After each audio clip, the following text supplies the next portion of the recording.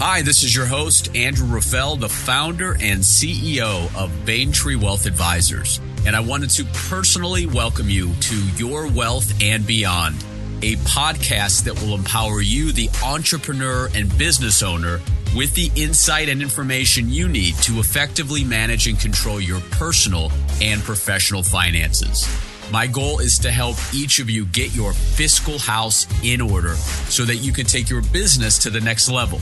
I'm going to help you focus on growing your business, building your wealth, and most importantly, finding purpose in what matters most. Welcome, everybody, to Your Wealth and Beyond. Today, we have a fun topic that we're going to dig into, very timely topic in regards to the tax reform bill and how it's going to affect each and every one of us, both on the individual side as well as for you business owners on the corporate and the business side. And in today's podcast, I had the pleasure of speaking with Jeffrey Levine, the CEO and Director of Financial Planning of Blueprint Wealth Alliance. I've known Jeff for a number of years. He had been the Director of Retirement Education for the Ed Slott and Company Group. He's also the author of The Baby Boomer's Guide to Savvy IRA Planning. And if anybody knows his stuff in regards to the tax reform bill, it is Jeff. He's been digging in over the last week. We've pulled him away. 2 days ago, he was on CNBC. This morning on CBS. And we're going to talk high level on how this bill is going to affect you both positively and potentially negatively. And after the show, if you have any questions, you'll be able to reach out to both Baintree as well as Jeff. So without further ado, my podcast with Jeff Levine on the tax reform bill. Jeff, welcome today. I appreciate it. I know you're very busy. How are you? I'm good, Andrew. Thanks for having me today. You are very welcome. And, with this podcast, I know it's built to help the business owner, the entrepreneur, building their wealth, building their business, and finding purpose. And today's going to be one of the more timely podcasts that we're going to get out. And it's in regards to the tax reform. And it's been in the news, whether you follow it like Jeff and I do or not. We're going to talk today and drill down on how the tax reform is going to affect you both on the individual side as well as for business owners, some of the complexity of the pass-through and how it's going to affect you there. So, Jeff, I know you've been busy. Recently saw you on CNBC, and then you had indicated to this morning, was it CBS that you just had interviewed with? Yeah, we did a spot for the CBS This Morning show. Yep. Awesome. And I know looking through some of your tweets last week, you were digging in late night and helping for all of us to kind of break this down and see how it's going to fit. So I appreciate everything you do there. Oh, it was so nice of them to give it to us on a Friday afternoon. Really made the weekend nice for me. That's right. I did see that you are a Steelers fan. Is that correct? Diehard Steelers fan. Absolutely. Yep. So if I knew that going in, I probably wouldn't be able to do this podcast because I grew up in Cleveland and diehard Cleveland fan, although it's not really a rivalry anymore, is it, like it used to be when we grew up in the 80s and 90s? No. At least you're not from that New England team that begins with the letter P. Then we might have to go to fisticuffs. There you go. Yeah, and it should be another maybe AFC championship between the two of you guys. So with nonetheless, let's start first on the individual side. And I think one of the more basic areas of this tax reform bill is the changes to the tax bracket. So Jeff, kind of go through what they were thinking in regards to changing or lowering some of those brackets across the board. Yeah, absolutely. So we started out, we keep in the same number of brackets as we had last year. We're just seeing a shift in some of the percentages. And really, that 10% starting tax bracket for everyone remains the same. But after that, we're starting to see a drop. So for instance, the 15% bracket really now is kind of a 22% bracket. There's different income levels where they phase in and out versus the previous years. But one of the more interesting changes is the very, very top rate. And I say it's one of the more interesting changes because what happened here was the House passed one version of the tax reform bill, right? And then the Senate passed a separate version, but of the same bill. When that happens, they go to conference committee, which is what ultimately occurred. They try to hash out their differences, and then you vote on it and you try to get the package passed. Now, usually when two people argue, you try to meet somewhere in the middle, right? Someone says 50, someone says 100. You probably end up somewhere close to 75. What was interesting here was that the House bill called for the top rate to stay at the previous level of 39.6. The Senate rate had it dropped to 38.5, and they settled on a top rate of 37%. So there's a new high income tax bracket of 37%, which interestingly enough is lower than both the House and the Senate proposals were on their own. It's one of those happy compromises, I guess. And I yeah, guess, yeah. You know what? If you're in the 37% bracket, it's a real happy compromise for you. It definitely is. I think from across the board there with the lowering the tax brackets, it's definitely, I think, a win psychologically too. That's one thing that they can push out. Some of the things we'll dig into are some of the areas that they taketh away, right? It's giveth and then taketh away. But in this case here, for the higher income, what's the thought there? Why would they lower that highest bracket? What are they thinking in that regard? Well, I mean, there's a couple of thoughts. There's some, first off, who just simply believe that the very wealthy are already paying more than their fair share. And whether or not you subscribe to that or not is obviously a personal feeling, but there's a strong contingent of people who believe the wealthy pay far too much in taxes, and so they need to have a break.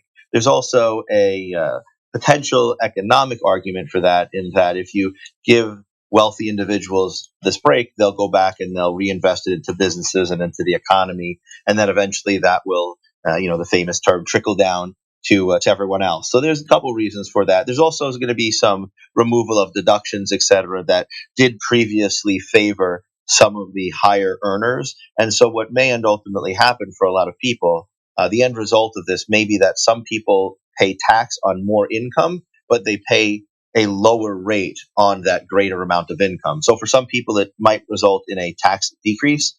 For some people, it might be pretty much a wash. And then others still might even see their tax increase, even though the brackets themselves have been lowered. And if we think about some of the states that are going to be affected, certain people are going to hold out. But what's going on with the state income tax deduction that's been so prevalent all these years, as well as the property tax? And how is that going to affect states like where you live on the East Coast, as well as California and some of the other higher tax states out there for the individuals and the corporations?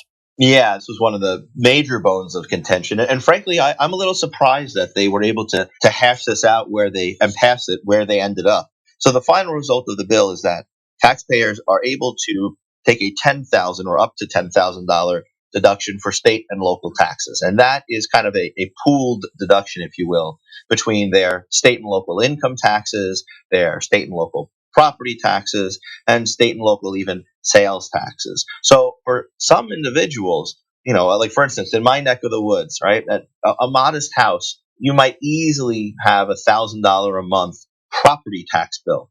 Now, I know in some areas of the country, people are listening to this and they're saying, these must be McMansions. They must live in 10,000 square foot homes. No, a very modest home, 1,500, 2,000 square feet, could very easily in our neck of the woods have a $1,000 a month property tax bill.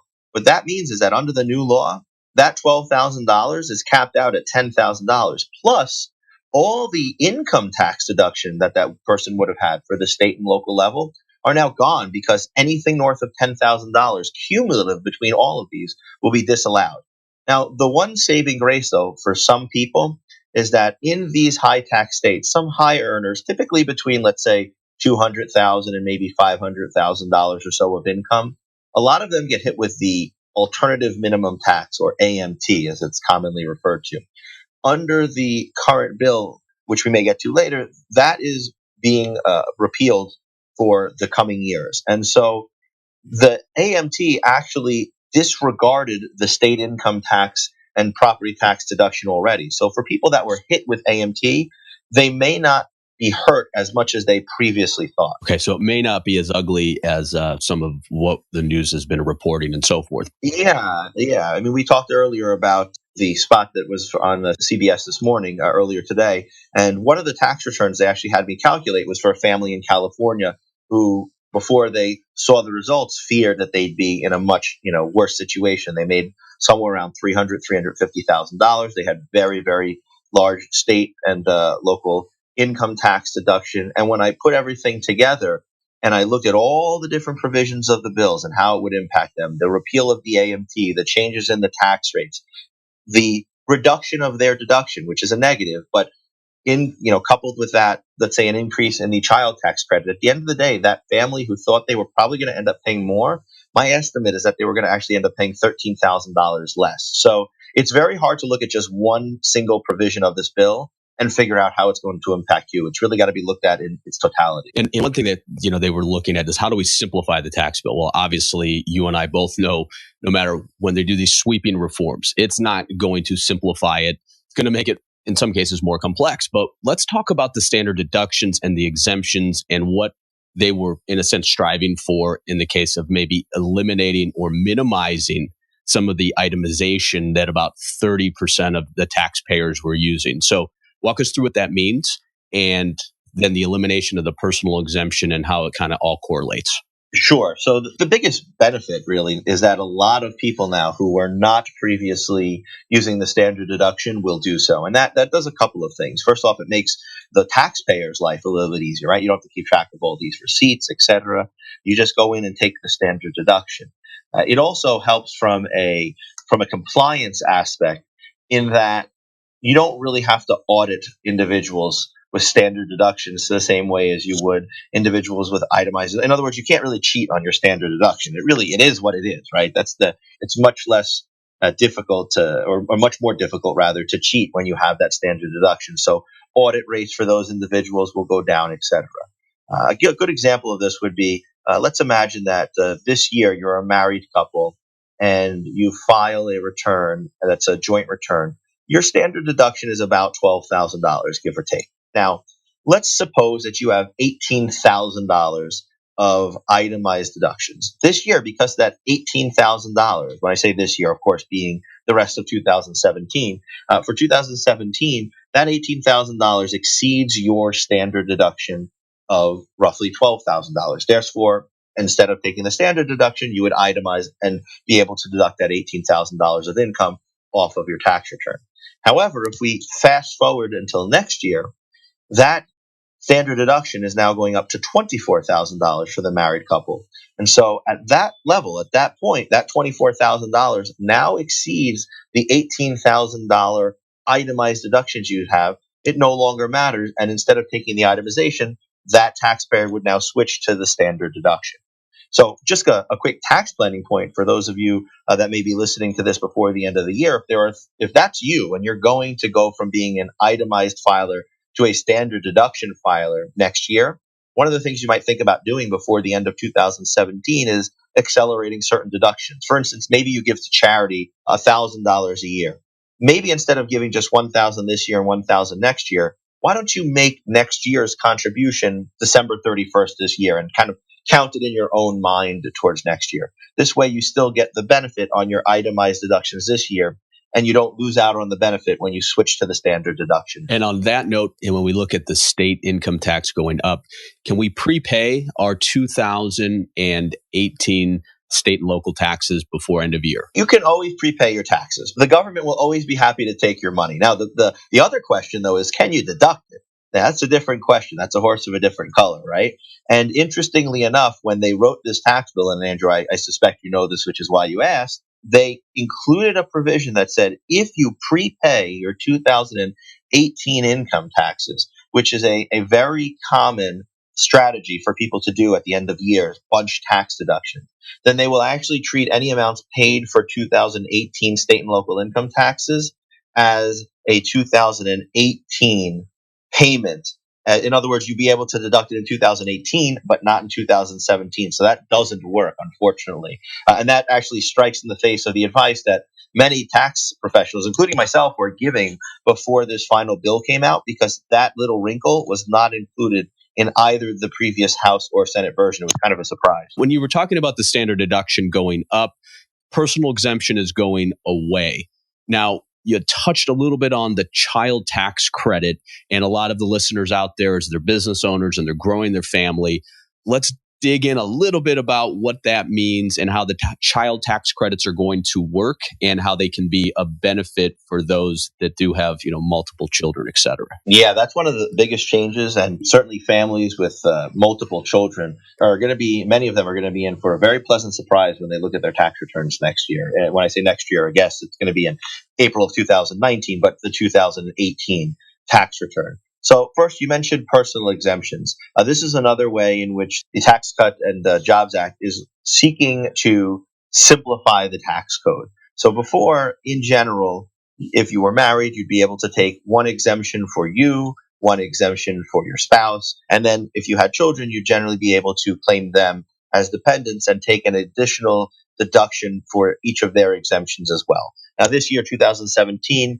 each person was worth about a $4,000 deduction. So if you had a family of four, unless you were very high earners where that would get phased out, you would be able to take a $16,000 deduction, roughly speaking, for personal exemptions. That's going away next year. It's kind of rolled up in the larger standard deduction. And that, again, on its own, it is not a great thing. However, when you couple that with the increased child tax credit that a lot of families will receive, this is going to be a big boon. Currently today, the child tax credit in 2017, you get a maximum of a $1,000 credit for each child under the age of 17. Going forward, that's doubling to $2,000. Now, that's a big change in and of itself, but the bigger change for a lot of families out there is going to be the increase in the amount of income you can have and still qualify for that tax credit. For instance, right now, at $110,000, that credit begins to get phased out for married couples filing a joint return. Now, I know $110,000 is nothing to sneeze at, and that's a pretty good amount of income for a lot of people. But there are also a decent amount of Americans out there raising kids. If frankly, they lose that tax benefit at that level. Again, just going back to kind of my neck of the woods, it's very expensive to raise kids here in this area of the country. And not surprising, there's a lot of people that will end up losing out on those credits in this area. Under the new law, that phase out where you can still make below that amount of income and claim the credit goes from about $110,000 for joint filers all the way up to $400,000. So imagine now, just quick, let's say you had a family with three kids and the mom and dad each make $100,000 a year. So they have $200,000 of total income, right? Pretty good income. That family today would get $0 of child tax credit because they're completely phased out. Going forward, however, they're below 400,000. So no longer are they phased out, and that deduction, as I mentioned, that credit rather, is doubling from $1,000 to $2,000 per eligible child.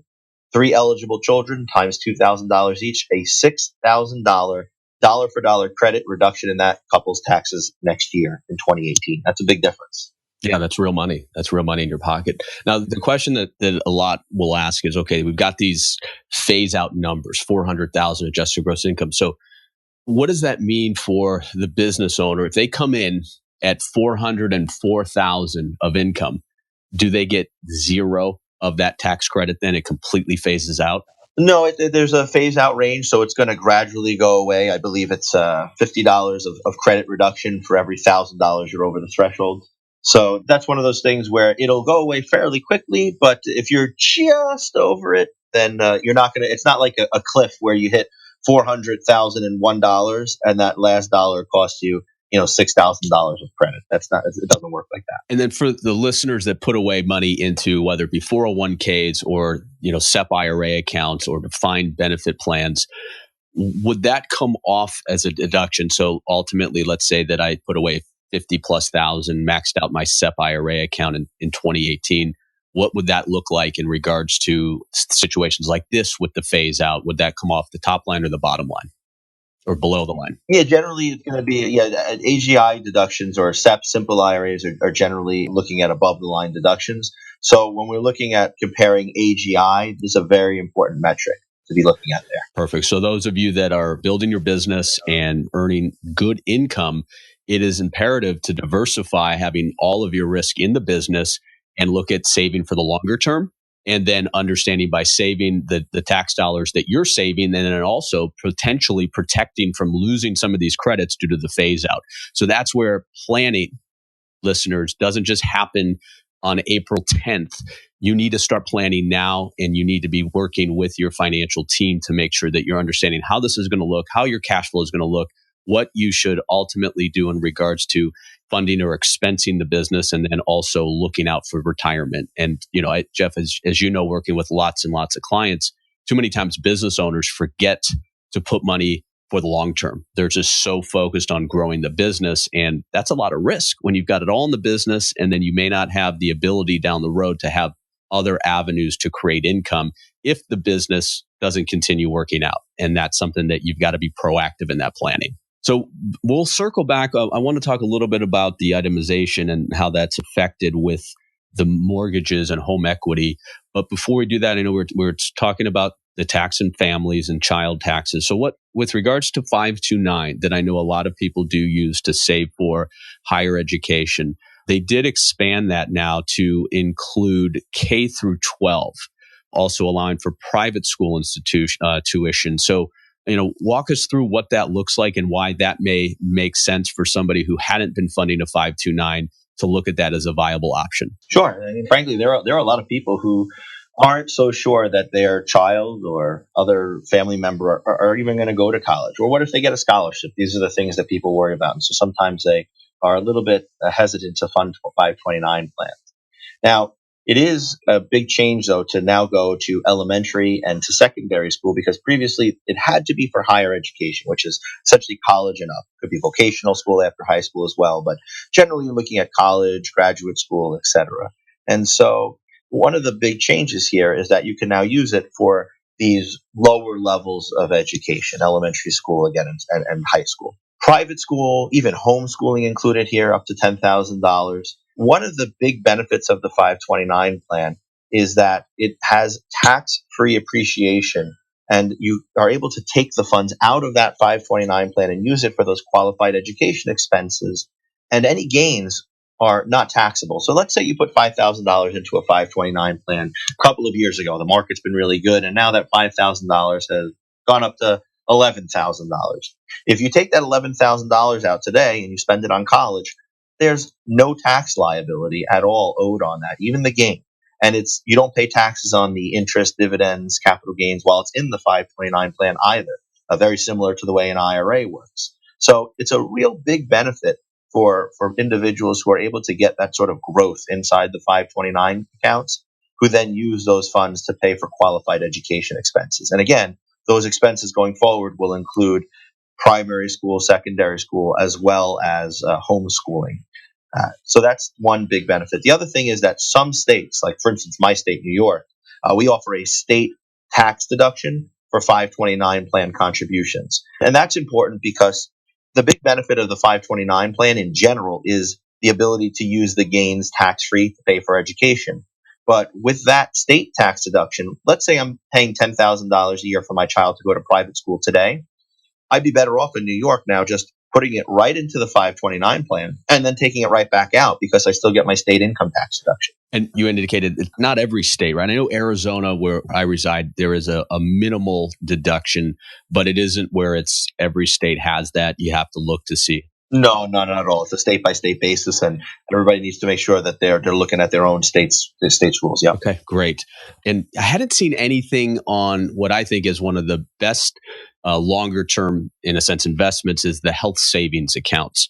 Was there anything on the HSA side that they changed, or is everything in business as usual moving forward in 2018 and beyond? Yeah, pretty much status quo. Anytime, what I always caution people is that almost any time they change a tax law and someone asks the question, is there any change to X? The answer is almost always yes. But a lot of times it's not a direct change, right? It'll be some sort of indirect change that, for instance, we just talked about the child tax credit before, right? And how that's calculated based on someone's AGI. Actually, technically, it's modified adjusted gross income, which is AGI plus a few changes here or there. But that means that anything that changes AGI could impact someone's ability to claim the child tax credit. There's not a lot, but there are a few things in this tax bill that could change a person's AGI, all things otherwise being equal. So, there's always those indirect kind of gotchas. And that's why, again, I think I mentioned this earlier, you can't just look at any single provision of the law and judge how it's going to impact you. You really have to go through it. And I've actually now done mock tax returns by hand, because obviously there aren't forms or even tax software for sure out to help us cover this or to help us project this. So I've done a couple of these tax returns by hand, and there's been a couple of people that I thought that would actually see significant increases, but when we looked at some other provisions, they saw decreases. And I've also seen a few returns now where it's going the other way. We thought they would actually end up paying a little bit less, and it turns out they're going to pay a little bit more because of some other provision that impacted things. It's almost like a pinball machine. You set off one little spot and all the bells and whistles and everything starts humming. Yeah, I mean, so in reality, for especially individuals, some may win, some may lose, but it's not going to be this huge difference for a lot of people of what they've been paying. No, for individuals, most people are projected to fare a little bit better under the tax law, but the biggest changes, not surprisingly, are going to be at those with the highest income. So as individuals have more income, the likelihood of terms of percentage change from last year and dollar amount, both of those are skewing more heavily towards the higher income person. We talked a little bit about the HSA, but those of you that qualify and that are not contributing to an HSA, I just think you're missing the boat. It's one of those assets, one of those ability for you to get kind of the triple combo, right? And this is the pinnacle when we're looking for how to utilize retirement savings and tax deductions. But, when you look at an HSA as a family under 55, 2018, max is $6,900. And as you put that money in, it's a straight deduction right off of your income. Then you have the ability to invest it. So the money grows tax deferred, similar to your IRAs, 401ks, even like the 529 plan, as well as the Roth. The main difference, though, is when you take this out, it's tax free if using for qualified medical, Medicare premiums, etc. So are you a big proponent of the HSA if somebody qualifies there to get the triple combo of the deduction, the tax deferral, and then the tax free when it comes out? Oh, 100%. It's the best account out there. It is the single greatest tax account or account from a tax perspective that exists. You're getting the tax benefit of the traditional IRA tax deduction and the tax benefit of the Roth IRA tax-free distribution all rolled up into one account. Now, again, it's got to be used for healthcare expenses, but let's face it, who doesn't have healthcare expenses today? It's one of the biggest costs that a lot of Americans have. And if you don't use it right now, you could just let it keep growing so that when you have expenses in the future, you use them then. So yeah, 100%. I couldn't agree with you more, Andrew. And I've changed it even how I use it individually is I had, put the money in and then we would take it out for prescriptions or if there was a, like you use it as the medical account slush fund, right? Like most people. Yeah. And I think, I changed my tune about a year and a half ago and I started thinking about this and I know you've addressed this and talk about the benefits. And I want you listeners to really think about this as not so much as the present of using it as that slush fund, but think of it more of a longer term investment strategy, just like your other retirement accounts. And I think that with the HSA, we're going to start seeing, especially on the financial planning side, more and more looking at that for the longer term and building up accounts that have 60, 70, if not six figures in it.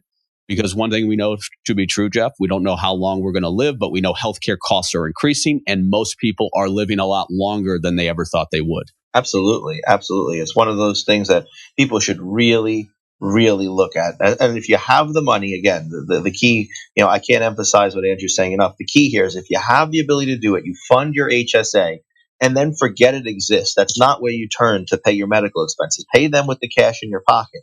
It might feel like you're paying a lot more for healthcare right now, but you're going to save tenfold down the road when you need it even more and when you don't have to pay for the tax bill when it comes out. Yeah. Yeah. I mean, there's not many no-brainers out there. This is one. And even if you can't max out, put a little bit away and think of it as a, combination between that and saving for your retirement. So let's shift to mortgage interest deduction. I know this has been a hot button and, we have two different types of mortgage deductions that some have changed not drastically and then some have changed quite drastically. So walk the listeners through what the final bill has in regards to primary home mortgage interest deduction, how that's going to look and work, and then we'll talk a little bit about home equity. Gotcha. So let's start with the mortgage interest. Good news is for those of you that have had your mortgage in place before December 15th, there's absolutely zero change. You're grandfathered into the tax treatment of your old mortgages. For those of you that had a mortgage that started on December 15th or later, or you're going to get one in the future, there's a important change that you used to be able to deduct up the interest on up to a $1 million mortgage. That is now dropping to $750,000. However, one of the changes that they did not make was there was a lot of talk of making this applicable only to a primary home in a real gift, let's say, to the housing market or to the real estate industry, the real estate lobby, maybe, they kept the second house available as well. So you can take you could take a mortgage interest deduction still on your tax return going forward for a mortgage of up to $750,000 split between any two homes. Now, you also mentioned home equity loans. That's where we're going to see the bigger change. And well, before we jump into home equity loan, and even in the old version, right, the $1 million that people are grandfathered in, how do we track that? I mean, you look at each and every year, you get the 1099 from the mortgage company, and ultimately showing you how much interest that you did pay. Who's tracking this limit of $1 million and now moving forward to 750? Well, listen, it's like all things, right? Ultimately, no matter what you get from a company on a 1099 or anything else, at the end of the day, the bottom line is when you put something on your tax return, when you say this is true, the IRS doesn't care where that information came from. You are responsible for the information that's on your tax return and for complying with the tax laws. I mean, we see this all the time, even with things like required minimum distributions. People say, well, I took it because that's what the company calculated. And if the company calculated it wrong, yeah, they calculated it wrong, but you're still responsible for doing the right thing. It's the same thing here. At the end of the day, the taxpayer is responsible for managing their affairs and for complying with the law. So I think too, with algorithms and so forth, especially with like RMDs, they, always think in your mind, they're going to catch you if you're not following through. And I always like to think about it as before you make any decisions and kind of taking things to that gray area is almost think of the IRS standing right behind you and they're watching over you making that decision, because ultimately you got to look at it as you're going to get figured out at some point. So just be careful there, everybody. So when it comes to home equity line of credits, this has been a major bone of contention, maybe within the real estate community, et cetera. What's happened there? What did they make a change on moving forward? It's just gone. I mean, this one's pretty easy to explain. Coming forward in 2018, if you have a home equity loan, you are no longer be able to deduct that interest, with the one caveat that if you're using it as qualified mortgage indebtedness, let's say you want to build a second floor in your home, then it's treated almost like a mortgage at that point and you can deduct it. But your general home equity loan, hey, I need extra money, I'm running short, I want to pay off other bills, you're not going to be able to deduct that interest. Well, is that grandfathered in to people that currently have a home equity line of credit that they've been utilizing all these years? It is not. Ooh, it is not, ladies and gentlemen. It's not grandfathered in. I think that could have some major changes. You think it could affect real estate prices or ultimately people using that to pay down credit cards, et cetera? Yeah, sure. I mean, anytime you change the tax treatment of anything, it's going to impact how people react, right? For instance, you always hear, oh, it's good debt because it's deductible. Well, there's a lot of arguments to be made whether any debt is good debt or bad debt, but it's certainly it's not as good as it was before. Let's say that, because let's say you're in a 25% tax bracket and we're paying 4% home equity loan interest, you were really paying a 3% home equity loan interest on an after-tax basis. Now you're back to paying a real 4% rate. So there is a big difference there. And yeah, sure, I would expect that to impact people's actions without a doubt. Well, and you also, a lot of these home equity line of credits are variable rates. And as interest rates are starting to pick up and the Fed Reserve indicates that they're probably going to increase it a couple times more next year, this is something that without getting that deduction, there may be, in our side here, there's planning of looking at this debt as not as good as it used to be, and then figuring out how do we get that paid down, because ultimately it may make more sense to use other assets that you've been letting grow or maybe having in the market and seeing that upside that we've seen in equities and using some of that to systematically pay down the home equity line of credit. And I think it's also, it could be a good thing. People not using their home like they did in the mid 2000s is now a lot of people have equity again in that home and not using it to make dumb decisions or dumb investments. Absolutely. Yeah, and as you mentioned, with rates rising, the bigger the rates go, the more this change of eliminating that deduction will impact people. So, Roth IRAs and conversions, this is something you and I love and we live and breathe it. So there was a major overhaul with regards to the characterization or the recharacterization of a Roth conversion. For those of you that aren't in the world like Jeff and I are, Jeff, can you kind of simplify what that means in regards to what is going to be taken away moving forward in 2018 and the impact that that's going to have potentially on the Roth conversion strategy? Sure.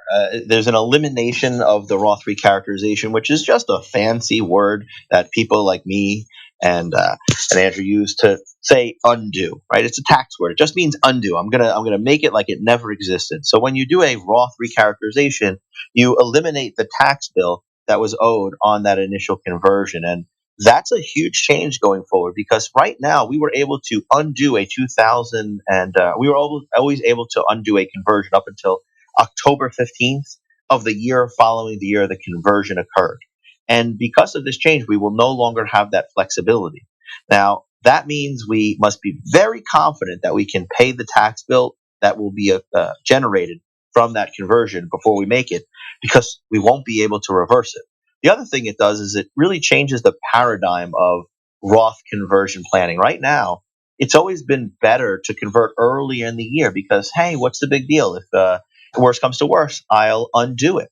And converting early in the year gave you more time to evaluate that. Converting on January 1st gave you 21 and a half months to decide if you wanted to keep it. Converting on December 31st gave you 9.5 months. And more time is valuable. That's why people pay more for options that go out further from a time perspective. So it was always better to convert early in the year. Now I'm questioning that. I actually think going forward, it would make sense to convert later in the year. Why? Aren't you losing out on what could be tax free appreciation during the year?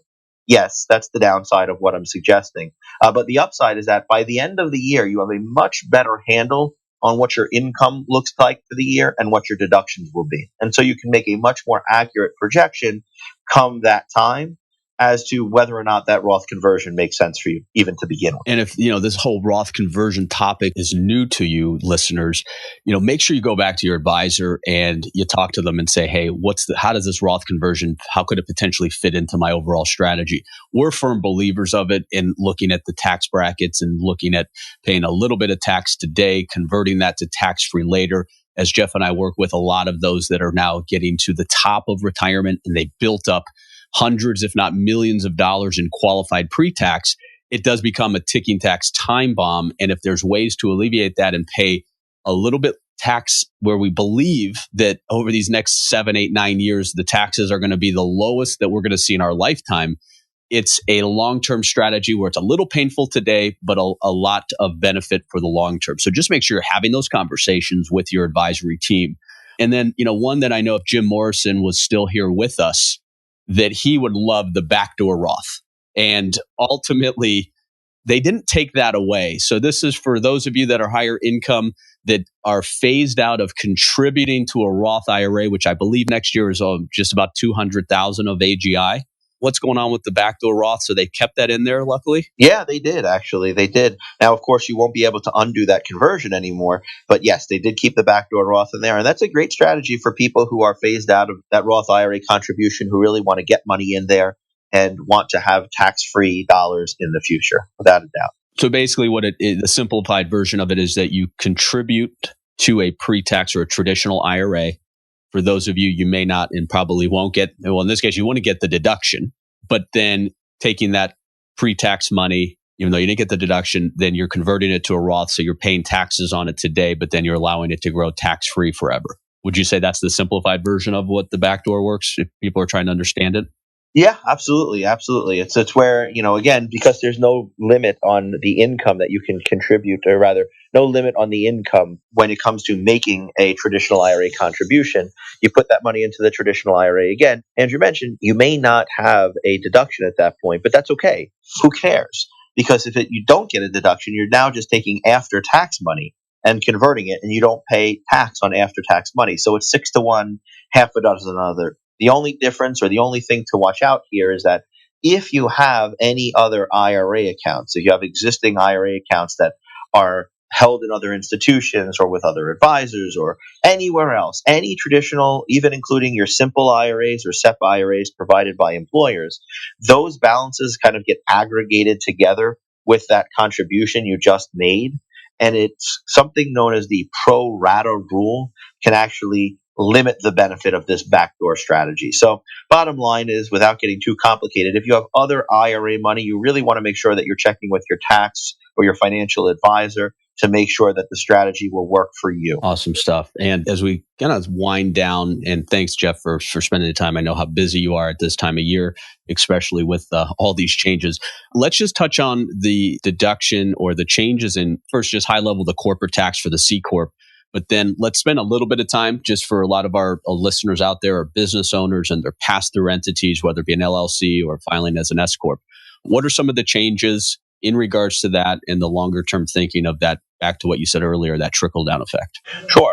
Again, it's as if you put money back into the hands of the business owners, the theory here is that those business owners will use it to go out and hire more people, will invest in infrastructure, will use it to grow their businesses even larger, to employ more people, et cetera. And so as part of that, and perhaps more from a political perspective, since so much was done on the corporate tax code, there were some changes made to the pass-through deductions for businesses like S corporations, solo proprietorships, even, and also partnerships. If you're an LLC, there is no LLC taxation at the federal level. You're either going to be taxed as an S corp or you'll be taxed as a partnership generally. So those types of businesses all kind of fall into this pass-through category. Now, what they did was they created a new deduction, a new 20% deduction on pass-through income. Now, what's interesting is that the business itself is not getting the deduction. It's actually a deduction that the person, a taxpayer, will take on their own return. And it's a new category of deduction on an individual's return because it's not an above the line deduction. In other words, it doesn't subtract from gross income to arrive at that AGI limit we talked about before. It does not help to reduce adjusted gross income. However, you can take that deduction even if you don't itemize. So you might have heard things before called above the line deductions or below the line deductions. That line that those terms are referring to is AGI. And so this isn't an above the line deduction. It's not a below the line deduction. It's actually what some people are now calling an in between the line deduction, just to make things even more complicated. I got to have a job, Andrew. That's really what it comes down to. So this new in between the line deduction will allow individuals who receive pass-through income from these businesses to deduct up to 20% of those amounts on their tax return. Now, the good news is that for people making below certain income thresholds, you'll be able to take that deduction no matter what. Doesn't matter how much you pay in salary, doesn't matter how much you invest in depreciable assets. For taxpayers with larger income, for taxpayers with income in excess of certain thresholds, they are going to have to, and by the way, those thresholds are $157,000 roughly for single filers and roughly $350,000, 15 that is, $315,000 for married couples. If your income is over those thresholds, then you're going to have to start looking at various tests. For instance, one test looks at how much wages did you pay out, and it limits the deduction to a percentage of the wages you paid out. Another test looks at a combination of wages and depreciable assets. Now, you might have been listening to the television, the radio, read online about something called, what the Democrats at least are calling the Corker kickback. You've probably seen articles about this bill enriching real estate investors. This is what they're talking about, this 20% deduction on a pass-through income in instances where there's wages paid or large depreciable assets. And obviously buildings, right? Property is one of the biggest categories of depreciable assets there is. So that's kind of what's been out there in the news. Bottom line, though, is that these business owners should, in most cases or many instances, pay less tax on that business income than they otherwise would, thanks to this new potential 20% pass-through deduction. It is, without a doubt, one of the most complicated aspects of the new law. And Andrew, I think we could do maybe another 45-minute podcast just on this one provision, and we might still run out of time. So for anybody in that case. Yes, indeed. Hopefully the listeners wouldn't have fallen asleep if we did that. But, I think for the same thinking, though, is if I have more money in my pocket as a business owner, I am going to hire more, increase wages, and invest in the business. And I think on the small business side, those listeners out there, I think that's definitely going to ring true. Definitely, though, it's complicated. And the one thing, too, is don't skirt the system. You still have to take a reasonable salary Don't look at it as I'm going to lower my salary and everything's going to be distributions. I think the IRS is going to definitely be looking at this and trying to figure out, because it's all about that cat and mouse. So just be careful. Don't take it to that gray level, but make sure that you understand how it works and how to utilize it, because this is potentially real money in your pocket that then you can use to grow the business. On the corporate side, pretty simple in this regard. We lowered it from 35 to 21. And the thinking there again, as you had said, is the businesses, the corporations, hopefully will grow their business, increase wages, hire more. I guess that's going to be up to time will tell, right? We don't, we can look back to the 80s to see if that actually worked. But is that kind of what you're thinking? Is that we don't know. We just don't know if it's going to work or not. Yeah, I mean, there's been times when it's worked and times when it hasn't. And frankly, there's economists that spend their entire lives devoted to this very subject, and we still don't have an answer. Well, the one thing you're starting to see this now with Wells Fargo and I think AT&T, and who knows, is it just PR? But they're providing bonuses to a lot of employees. I think AT&T was over 200,000 employees are going to get some small bonus that they're going to bring down. So, I mean, that's a great PR. I think the real benefit will be if the shareholders, the executives don't line their pockets with buybacks and increased salary for the higher executives, and they really take the additional savings and they plow it back into the economy and invest in the business. And I guess that's going to be one up that we'll talk a couple of years from now to see if that actually worked. Maybe a decade from now, we'll see if it worked. Yeah, that sounds like a plan. Cool. All right. Well, listen, Jeff, I know we went through a lot, listeners. The key component here is there's a lot of good stuff in this tax reform bill. There's maybe some negative, but hopefully today, Jeff was able to bring a high level for you guys as to how that's going to affect you, and ultimately make sure before you do any decision making that you sit with your financial team. If you have questions, Jeff, what's the best way to somebody to reach out to? Is it just go to your website that they can then hit a contact us? And if they have questions on how this affects them, that you guys would be able to provide some answers to them? Yeah, they can do that, or they're always welcome to email us directly. They can just go to info@bpwalliance.com and be happy to answer whatever questions that we see. Wonderful. Well, Jeff, thanks again. And one day I won't be waiting for next year and the Browns will actually beat the Steelers, and then we'll have a podcast just on that.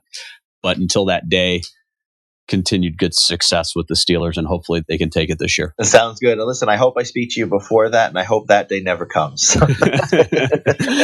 Oh, man. You sound like my daughter now. She's like, Daddy, why do you watch them on Sundays? But hey, it's just ingrained in us. But anyway, thanks again, listeners, and tune in later. I guess it'll be in January for the next episode of Your Wealth and Beyond.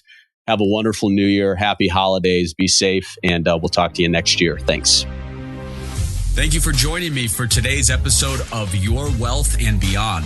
To get access to all the resources mentioned during today's podcast, please visit baintree.com/podcast. And be sure to tune in later this month for another episode of Your Wealth and Beyond. Investment advice is offered through Baintree Wealth Advisors, LLC, a registered investment advisor. Insurance and annuity products are offered separately through Baintree Planning Group, LLC. Baintree is not permitted to offer, and no statement made during the show shall constitute legal or tax advice. You should talk to a qualified professional before making any decisions about your personal situation.